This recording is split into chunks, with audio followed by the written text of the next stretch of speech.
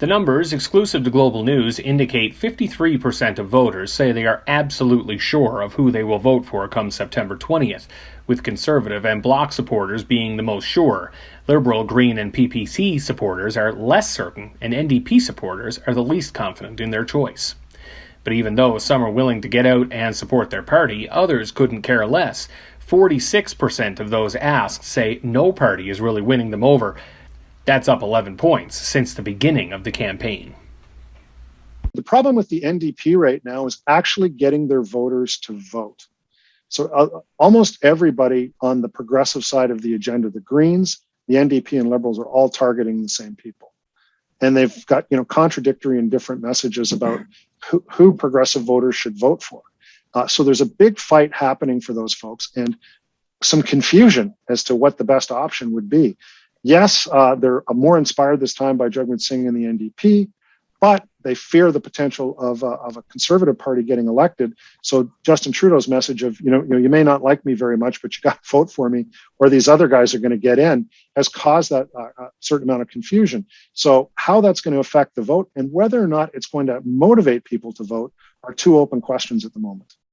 Well, I wouldn't describe what we're seeing today so much as apathy as it is confusion.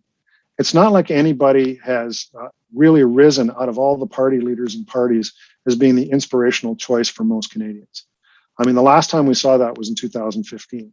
So what we're dealing with is, a selection among lesser options for Canadians, none of them of which they're really that enthusiastic about.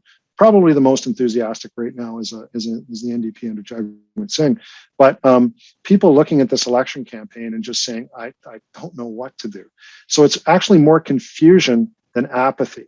And as a result, there's lots of potential in these last few days of this campaign for something to happen that crystallizes some of that vote and really defines what the end of the election is going to be about. Because as we know from our polling right now, the two major parties in particular are locked in a deadlock, not just at the national level, but also in most of the important regions. So it is really up in the air as to who's going to win this time. So we've moved past the convincing part of the campaign where parties are trying to persuade people to think that their program or their party is the best choice in this election campaign, to the activation part of the campaign, which is basically just trying to convince the people who want to vote for you to get out and vote for you. And there are barriers this time to doing that. And some of them related to safety, some of them related to whether or not people think that their party's actually going to win. Some of them related to some concerns that people have about what the outcome of the election is going to be.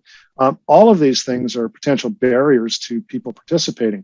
So all of the parties are trying to find whatever mechanism that works best to communicate directly with their voters, using that mechanism to try and get them to get over whatever hump they have to get over and get out there and vote.